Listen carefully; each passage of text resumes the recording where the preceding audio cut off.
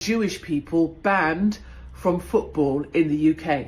Jewish people have been banned from attending a football match in Birmingham in the UK in 2025. This at the behest of Muslims who are in control in that place, in control of the courts, in control of the police, in control of what goes on in that city. This is the West Midlands Police in action again, the second dodgiest police force behind West Yorkshire Police in my personal experience. It does beg the question, what will Jewish people in the UK be verboten, forbidden for doing next? I mean, maybe they won't be allowed on public transport. Maybe their passports could be stamped with the letter J. Maybe men will have to change their name to Israel and women to Zara. I mean, these are just thoughts. But Jewish people in the UK right now should treat every day like September the 1st, 1939, something I've been trying to warn about for 20 years, and which is coming true at a rapid rate of knots. Be in no doubt that we are now seeing the very obvious conclusion of the UK's slide towards Islamism, where major cities are now no-go zones for groups in the crosshairs of British Muslims, especially Jewish folk. This was the tragically inevitable conclusion of the decision by the deep state and elite class not only to import the third world and allow the invasion of our shores by terrorists, murderers and rapists, but to look the other way, as our cities were overrun and sectarianism became prominent. This is Birmingham, the UK's second city, a victim of suicidal empathy by our leaders. But if you dare point this out, you'll be immediately derided as far-right or racist. So many don't. But I will. And let me just be very clear for anyone at the back. Diversity is not our strength, and multiculturalism has failed. So please don't be surprised and feign horror when the corrupted police give in to a campaign by Islamist MPs to ban Jewish fans of Maccabi Tel Aviv from attending a fixture against Aston Villa. And do not pretend that Jewish people are safe in the United Kingdom anymore. The Manchester synagogue attacks proves they are not. Here's how the MSM broke the news. Let's bring you some breaking news now about Aston Villa's match against Maccabi Tel Aviv in a few weeks. Well, our sports correspondent Rob Harris has more details on it. Rob, what else can you tell us? Aston Villa has been told by the authorities in Birmingham that no fans of the Israeli club Maccabi Tel Aviv may attend the Europa League match against Aston Villa at the start of November. They're citing safety concerns. There had been growing questions in the Birmingham area about this fixture, the potential particularly for pro-Palestinian, anti-Israeli protests to take place around this match. Talks have been going on for weeks, and we understand meetings today have led to this decision. But behind the headlines, there is a darkness about this decision that very few people are prepared to acknowledge. Like the fact Birmingham hate preacher Asta Rashid told his followers that the Muslims of Birmingham should show no mercy to the football fans from Tel Aviv. Watch. We safeguard the vulnerable from any type of exploitation. That is the character of a Muslim, or has a Muslim as a rahmah. This, remember, rahmah is in its place. It's in its place. When the Tel Aviv fans come to Birmingham in a few weeks, we will not show them rahmah in Birmingham. But it has its time and place. If you meet an IDF soldier and you charge him riba, there is no riba. You can take from him. Take, not give. You meet this IDF guy and you say, you know your team's going to win. And you say, okay, if they win, you got to give me $10,000. Your team wins, you take the $10,000 from him. Is it haram? The answer is no. If your team loses, you don't pay him. Enough. Seriously, get this guy off, please. Honestly, it goes on and on and on and on. It is utterly chilling. And men who think just like him are now in our parliament, stoking the British holy war and attempting to end our status as a Christian country. Most shameful, the Jeremy Corbyn ally, Ayub Khan, who celebrated the news on X, which even he admitted equated to drastic measures to impose a racist ban. Watch. Well, excellent news for the people of Birmingham and, most importantly, the residents here in Aston. I launched a petition to oppose the Maccabi Tel Aviv fans from coming to Birmingham and then into the Aston Villa Stadium. The surrounding ward of Aston is a ward that sits within my constituency. And I had many residents and businesses express concern of the Maccabi Tel Aviv fans from coming into our area. Clearly, we have all witnessed the scenes in Amsterdam, the violence that was displayed by the fans the night before the match. We all watched and listened to those vile chants of hatred and racism. And so there's no space for that kind of behaviour here in Birmingham. There's certainly no space for that kind of conduct in Aston. So I'm very pleased that both the West Midlands Police and Aston Villa Football Club have now written to UEFA informing them of their decision not to allow any fans from entering Birmingham and Aston. His celebration tour continued on the British Bashing Corporation's Newsnight. Keir Starmer, the Prime Minister, said the decision's wrong. He said, we won't tolerate anti-Semitism on our streets. You welcomed the decision. Who's right? Well, he's clearly wrong. Nobody should tolerate anti-Semitism. That's a position which is consistent across the whole House of Commons, for example. Every parliamentarian will stick with that statement. We all condemned what happened in Manchester. That was clearly anti-Semitic, but we cannot conflate anti-Semitism when we look at what some of these fans did in Amsterdam in 2024. The vile chants of racism and hatred, the chants that there are no schools left in Gaza because there are no children left in Gaza. We're talking about violent fans, and I think the Prime Minister should stay out of operational matters. That's not a matter for him sitting in number 10 Downing Street. It's a matter for the local police teams here in Birmingham to make an assessment. And of course, we must ensure that it's not just residents that are protected and are safe, but fans and players. Tommy Robinson raged after that interview. Muslim MPs celebrate as Jewish football supporters are banned from watching their team in England, calls Aston in Birmingham our area. Lawrence Fox added, go home, Ayub. Your thuggish and bullying values are so deeply antithetical to ours that there is no way we can coexist in peace. Return to Pakistan, run for office there. Islam has no place in Britain. Leave. And Robert Jenrick made the point that he's been proven right about comments that the regime media widely claimed were racist, arguing, last week I was attacked for pointing out that parts of Birmingham were a failure of integration. But now Israeli football fans are banned from watching their team at Villa Park, as the police can't guarantee their safety. Maybe I wasn't wrong after all. And I'll tell you who was wrong, by the way, Lewis Goodall. Because do you remember, during that row, the fake newsagent's host posted, Birmingham, my home city, is a fantastic city with fantastic people, a success story. It has its problems like anywhere, but the obsession the online right has with it is as transparent as it gets. As Chris Rose said, posted just 10 days ago, aged terribly already. But perhaps it was Katie Hopkins, who saw her life destroyed for warning against this threat, who made the most powerful intervention.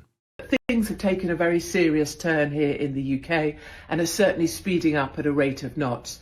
Now, Jewish people banned from football in the UK. Jewish people have been banned from attending a football match in Birmingham in the UK in 2025. This at the behest of Muslims who are in control in that place, in control of the courts, in control of the police, in control of what goes on in that city. This is the West Midlands Police in action again, the second dodgiest police force behind West Yorkshire Police in my personal experience. It does beg the question, what will Jewish people in the UK be verboten, forbidden for doing next? I mean, maybe they won't be allowed on public transport. Maybe their passports could be stamped with the letter J. Maybe men will have to change their name to Israel and women to Zara. I mean, these are just thoughts. But Jewish people in the UK right now should treat every day like September the 1st, 1939, something I've been trying to warn about for 20 years, and which is coming true at a rapid rate of knots. I point the finger at the Board of Deputies and other Jewish organisations who continue to pat the crocodile thinking it won't come for them, because it will. And until the liberal moderates wake up, there is going to be so much more of this. Look at Zahra Sultana of Corbyn's Islamist party posting, "Next UEFA must ban all Israeli teams. We cannot have normalisation with genocide and apartheid. Maccabi Tel Aviv fans will not be allowed to attend Aston Villa match amid serious concerns." That was the headline, of course. Or Iqbal Muhammad, who ironically praised the police for not giving in to, quote, the Zionist and political pressure to let Israeli hooligans and terrorists run riot in our country. As James Price responded, "It's time we be honest. Islamist MPs are openly campaigning against Jews in Britain. This is disgusting beyond words. This must not stand." And the Reform UK leader, Nigel Farage, said this takes racial discrimination to a whole new level. Correct. He is correct. But what are we going to do about it? Because you have said that Reform UK will actually tolerate a lot of this extremism in order to win. And there are so many blatant hypocrisies in this decision. Like this weekend. Can you believe it? This weekend, the Premier League has decided that footballers are going to start taking the knee at every single game for Black History Month. No room for racism in football, unless, of course, it's anti-Semitism. Their boss has even been boasting about it on Sly News. If you're enjoying what we're doing here on Outspoken, please consider joining our thriving community over on Substack, www.outspoken.live. You can sign up completely for free, but Substack is so important to me. It is a free speech platform. It protects me from big tech cancellation. Plus, you get to communicate directly with me. Head on over www.outspoken.live, enter your email address and sign up today. The importance of the message is never diminished. After 5 years, this anti-racism gesture is being seen less. But the boss of the Premier League tells us players will take the knee for the first time this season, this weekend, marking Black History Month. Is taking a knee still effective? It's always been their choice. It's never been something that has been forced upon them, either collectively or individually. And that we then decide whether they want to continue or stop. They want to make sure that whatever they do, it's effective. And I don't give a damn what the Prime Minister does now. I don't give a damn. Zahra Sultana knew about this a week ago. So the fact that he can toothlessly post after the announcement, this is the wrong decision, we will not tolerate anti-Semitism on our streets. The role of the police is to ensure all football fans can enjoy the game without fear of violence or intimidation. It's just weasel words. You know, send in the army, Starmer, if you really care. And remember, just hours earlier, he had been attempting to convince British Jews that they were safe, as he disagreed with both London Mayor Sadiq Khan and his Home Secretary Shabana Mahmood by admitting that the From the River to the Sea chant is indeed anti-Semitic. So do you think, for instance, that the chant For the River to the Sea, Palestine will be free, is that an anti-Semitic chant in your view? Yes. Yeah, okay. And so you've taken, that puts you in a different position to, say, the Mayor of London, who says that that's not, and it's dependent on the context. Well, I take a strong view on this, and we've dealt with cases in my own party where people have used that expression and we've taken action against them. So I'm not just saying it to you here today. That is the history, that is the record that I have as leader of my party. Now that there seems to be a ceasefire now that's been agreed by Donald Trump, you were there at the ceremony on Monday, would you tell people thinking of turning up to protest on Palestine now that the conflict's over, should they just pack it in and go home? Well, I don't think we can say to anybody that they no longer have the right to freedom of expression and freedom to protest. I do think, on a number of fronts, firstly, on a human level, I had hoped that on the evening of the terrible events in Manchester, there wouldn't be marches and protests, just as an act of human respect and respect for others, and the same for the Saturday. So I was saddened to see those marches going ahead, because I thought that even if people wanted to express their view, perhaps they might take the view that that wasn't the time or the place to do so. I think we need to distinguish between those that have legitimate concerns that they want to express and those that are clearly anti-Semitic. And we need to deal with the latter much more robustly, in my view.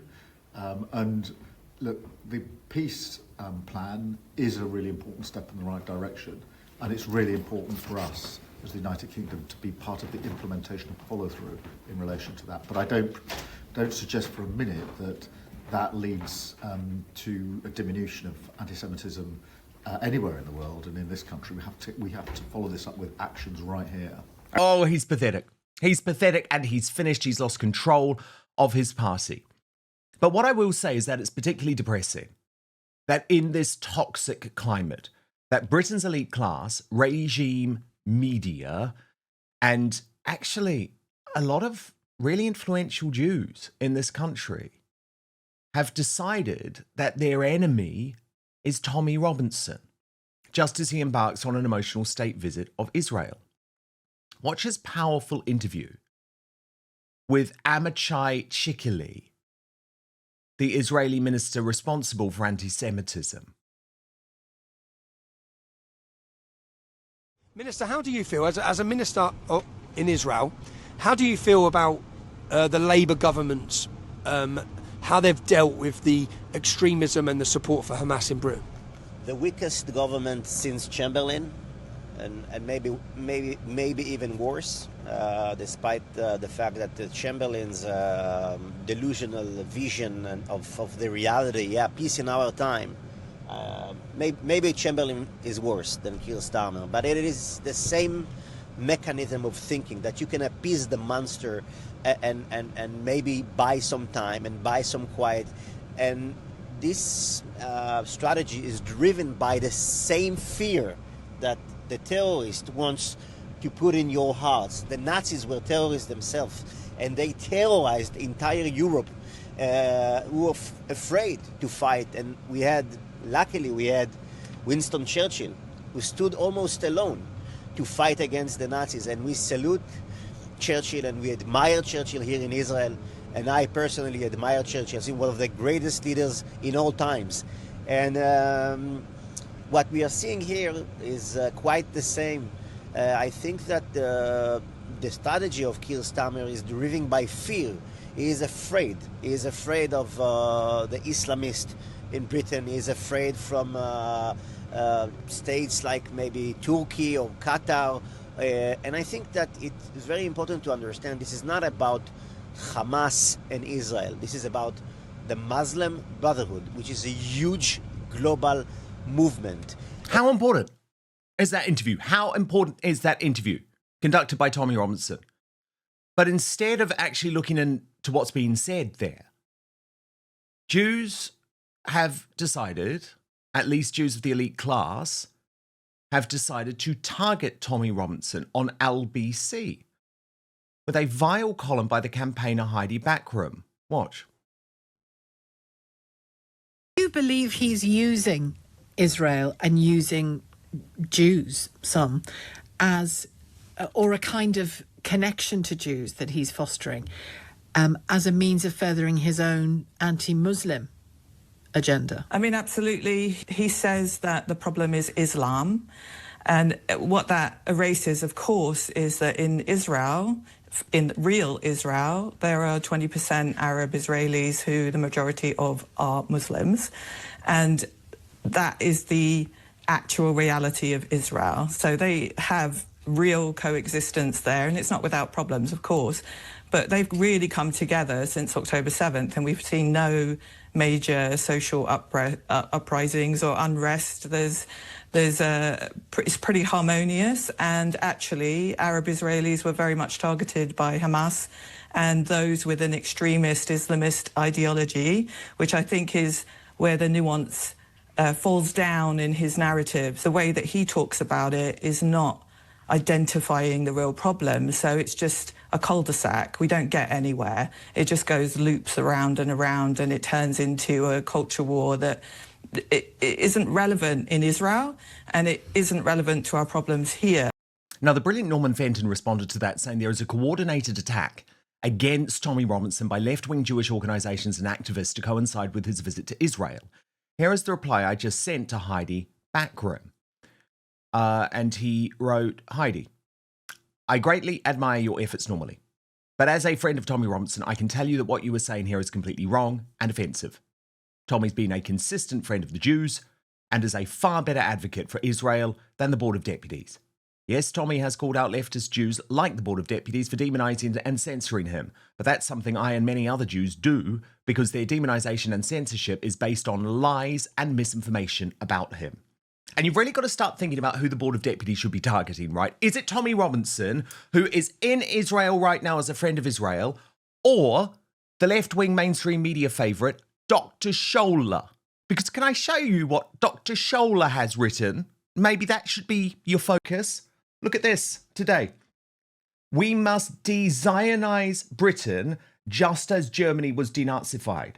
Start with removing Zionists from every position of power, banning Zionist ideology, prescribing Zionist lobby group organization a terrorist organization. Zionism is the brother to white supremacy. It is evil. And Heidi Backram, in fairness to her, has tweeted we cannot tolerate these people anymore. But my point is, the mainstream media are focusing on your campaign against Tommy Robinson. Do you not see how crazy it is? As Steve Miller argued, New Perspective are actually bored of hearing politicians call Tommy Robinson a racist. Where's the evidence over the last few years he's been racist? All I see is him wanting to protect our country, its values, and our girls. Politicians need to fact-check better.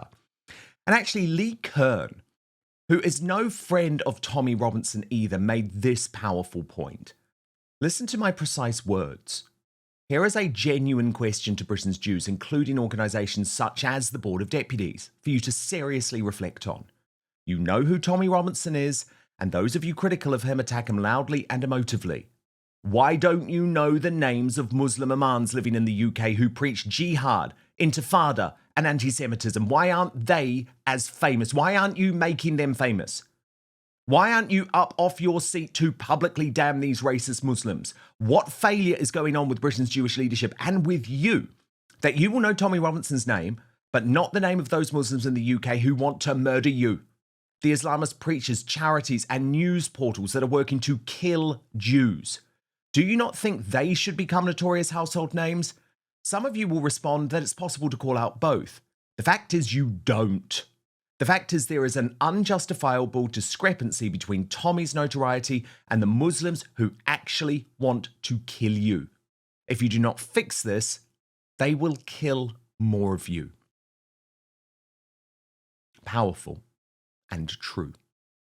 Meanwhile, it's Tommy who continues to point out the threat of Islam to the UK, like a bomb maker for the Muslim Brotherhood who was put up at a 4-star hotel at our expense. Reforms Muslim star Layla Cunningham, and I know Tommy Robinson is tweeting this woman, which makes you think that actually he is happy with moderate Muslims, has spoken up against this. Let's be honest, Britain isn't just divided, it's being shaped by powerful narratives designed to sway how we think, feel, and act. Mainstream media often masquerades as objective journalism when in reality it's agenda-driven activism wrapped in the appearance of news. These narratives don't just inform, they manipulate, leaving millions of people wondering where to turn for the truth. Behind it all are media executives, political insiders, and algorithms deciding what stories rise and what stories never see the light of day. Luckily, there's a solution. Ground News brings together headlines from over 50,000 news sources and makes it easy to understand what's happening. But what really makes it powerful is the transparency. You don't just see the stories, you see the political bias behind every source, the ownership ties, the coverage breakdown across the spectrum.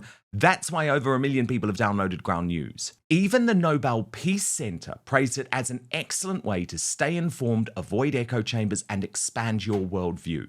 See for yourself at ground.news/outspoken. Let's look at a recent story the right has been ignoring. Polish Prime Minister Donald Tusk shared that British defence giant BAE Systems will help Poland make heavy artillery shells. Poland, along with other NATO nations, has seen its munitions stock significantly depleted as large portions of its arsenal have been shared with Ukraine in their ongoing war with Russia. This has raised concerns within NATO about maintaining adequate defence readiness at home following recent Russian drone incursions. On the other side, you won't be surprised to know the left has been slow to cover that Keir Starmer is in totally hot water following the removal of Lord Peter Mandelson as US ambassador following revelations of Mandelson's close ties to Jeffrey Epstein. Email leaks show Starmer faced repeated warnings about Mandelson's links. The news comes as Labour MPs are questioning his leadership ahead of the 2026 May elections. Now, with every story, Ground News shows you the entire spectrum of who's reporting from left, right and centre, how reliable each source is and who owns each outlet. It's everything the corporate press doesn't want you to see. Right now, you can get 40% off the Vantage plan, which gives you unlimited access to all the features I personally use for less than a cup of coffee. Just visit ground.news/outspoken, click the link in the description, or scan the QR code. But now, back to the show. A terrorist, a bomb maker in Egypt, a convicted one, a member of the Muslim Brotherhood, arrived on our shores illegally, claimed asylum, and was given an all-inclusive stay in a 4-star hotel paid for by us. He then went on to rape a woman in Hyde Park. Successive governments have imported rapists and terrorists into our country. I've said it before, we have no idea who these men are and what their history is back home. They could be terrorists, and now we know that one of them is. And any government would take that unknown into consideration when placing them, and would place them in detention centres, but ours doesn't. They place them amongst us, free to roam our streets. This is no longer a question of immigration. This is a question of national security. These men wouldn't pass security checks in Heathrow, yet if they arrive by boat, they're rewarded and waved through. If this happened in 2001 after September 11th, it would bring any government down. But now we're told it's too hard. And if you call it out, you're called far right. We need to hold a parliamentary debate, an emergency parliamentary debate, because we need answers. How many terrorists have arrived by boat? Does the government even know? And what are they doing to mitigate the serious threat that they have put this country in? This is very, very serious matter, and I would expect resignations. But as usual, I expect nothing will happen and no one will claim responsibility. That comes as 2 Egyptians and an Iranian have been charged with raping a woman on Brighton Beach on October the 4th.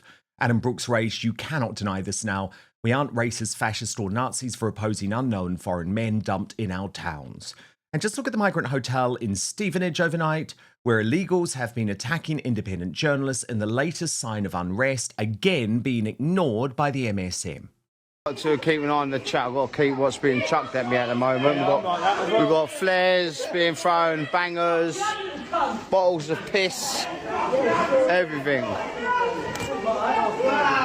Whatever that bottle is there, that was full. If that hit someone in the head, no, definitely. Yeah, I'm under this thing trying to step back.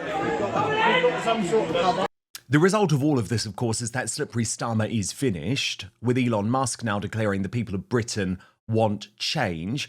That was after a staggering new poll put Labour in 4th place, with its support now astonishingly lagging behind the Green Party. Mad People, led by Mr. Tit Whisperer himself, Zach Polanski, who truly wants to give our country away for good, as his new video about what it means to be British proves. I went to Handsworth in Birmingham the other day. It was absolutely appalling. It's as close as I've come to a slum in this country. Add lots of Norman French to some Angles, Saxon, Jutes and Vikings, then stir vigorously. Mix some hot Chileans, cool Jamaicans, Dominicans, Trinidadians and Bajans, with some Ethiopians, Chinese, Vietnamese and Sudanese. Then take a blend of Somalians, Sri Lankans, Nigerians and Pakistanis, and turn up the heat. Sprinkle some fresh Indians, Malaysians, Bosnians, Iraqis and Bangladeshis, together with some Palestinians, then add to the melting pot. Leave the ingredients to simmer. As they mix and blend, allow their languages to flourish, binding them together with English. Allow time to be cool. Add some unity, understanding and respect for the future, serve with justice and enjoy. To respond now, acclaimed historian and broadcaster Rafe Haydel Mankoo, fellow of the New Culture Forum. Rafe, wow, I mean, this was inevitable, wasn't it? This was an inevitable result of what has been going on, the sectarianism which is now part of British life. You have to ask, what's happening to our country, when we are kowtowing and placating the enemies both within and without, right? Because just think what's happened this month. Externally, we've had the Labour government take the knee to China, allowing a spying case to collapse because they refused to identify China as an enemy and a national security threat. And then internally now, we have the same thing happening with our domestic threat, which is radical Islam. And once again, the government and councils are taking the knee. I mean, this is completely weak, completely cowardly. It's, Britain used to be a country that stood up for what was right. We wouldn't be cowed by terrorists. We always stood up and protected the vulnerable. This is a completely disgraceful betrayal, not only of the Jewish community in this country, but indeed of everything that our forebears fought and died for. It's completely indefensible. We've even had on the BBC Radio 4 this morning, the CEO of this Israeli football team, Maccabi, and he said they were able to actually have a game in Turkey, where the police in Turkey were able to perfectly protect the Israeli fans and the Israeli team. So that's the sort of state we've got to now in this country, where in the Muslim majority nations, Jews feel safer than they do in this country. We also know that we've had a leading figure, a leading member of the government of the United Arab Emirates, saying that Britain has a serious issue with radical Islam and terrorism. This is what happens when you are afraid to call out the virulence of the anti-Semitism, the bigotry, the homophobia, the misogyny of cultures that are completely incompatible with our way of life in the terms of radical Islam. And of course, we now have two-tier policing clearly in evidence here. What we have now is a system whereby the police don't judge things any longer in terms of the appropriateness of an event taking place. It's about which size group can bring out the biggest mobs into the street. We have the police here, along with the council, along with all the authorities who made this decision in Birmingham not to allow this. They are essentially too afraid of what might happen if they allow these things to go on. They're trying to essentially keep things simmering rather than allowing them to boil over. Indeed, they are. Matt Goodwin made a good point on his Substack today, I thought, Rafe. He wrote, I wonder when will the Times, the newsagents, or New Statesman send Fraser Nelson, Emily Maitlis and Andrew Marr to spend 1 month in Birmingham and offer us the typically insightful conclusion, yes, diversity is working. Because quite clearly it's not, Rafe. But you look at that post from Lewis Goodall, he was obviously responding to the comments from Robert Jenrick, which were branded racist. And as Maya Tusi said, Lewis posted this 10 days ago. Today, his Islamic city of Birmingham banned Jews from watching football. But they're tone deaf to this, aren't they, Rafe? I mean, could you believe that video from Zant Polanski, which today of all days, is being celebrated by the elite class, being retweeted infinitum by all of the people who seem to want to ignore what's actually happening to our country, Rafe? Absolutely. You have to ask, are they dim, are they disingenuous, or are they deluded, or are they all three?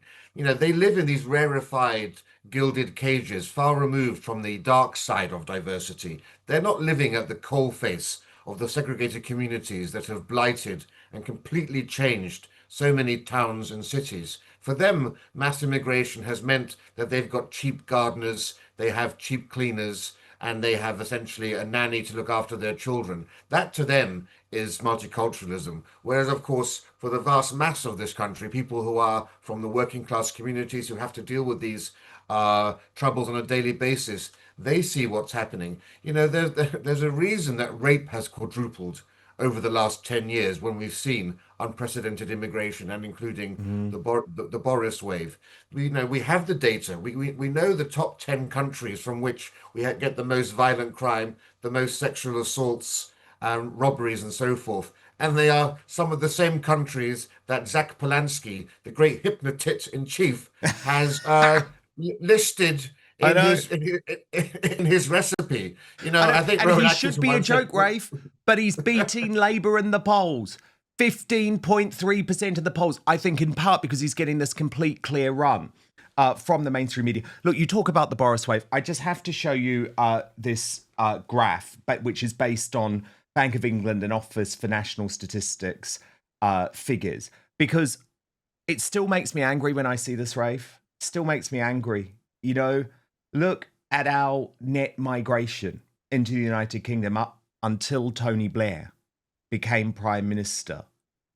But then look at what happened with the Boris wave. And it's devastating to me. This is irreversible, potentially. Let's be clear. Mass immigration has been the greatest act of harm in our entire history. Far more damaging and consequential than the cost of fighting the Second World War. Far more important an issue than Brexit and leaving the European Union. Yet the British people were given a referendum on leaving the EU, but we were never consulted about this unparalleled demographic change that we've experienced. No, but every time we have been consulted, Rafe, we've said no. I mean, every single time. I mean, right, dating back to Enoch Bowell, for God's sake, every single time we've said no, and we've been ignored. We've had more immigration in the last 25 years than in the last 2,000 years combined. We had more immigration in 2024 than we had in the entire decade of the 1980s and 1990s. Let's put that into, you know, and the type of immigration we're getting now, of course, we're getting people who are coming from countries that are completely culturally incompatible. And you look, Eritrea, Somalia, Syria, Afghanistan, these are the countries whose people coming over here rank highest by factors of multiples of 10 in terms of the propensity to commit certain types of crime. We know, for example, 72% of Somalis in this country are in social housing compared to only 16% of the wider population. That's a rate of 4 times more. You know, we're told that we needed mass immigration to bring over all the scientists and the engineers and the doctors. Well, of the last 3 million visas granted, 0.8% were doctors and 0.6% were scientists and engineers.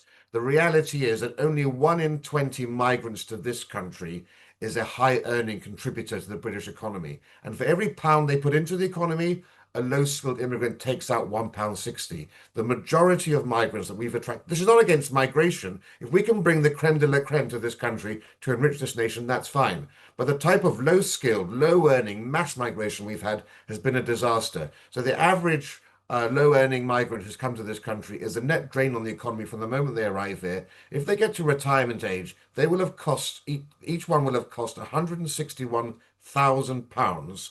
If they live to the age of 80, each one will have cost us £464,000. This is completely unmanageable. It's been a disaster. There was only ever one justification for mass immigration, and that was the economic argument.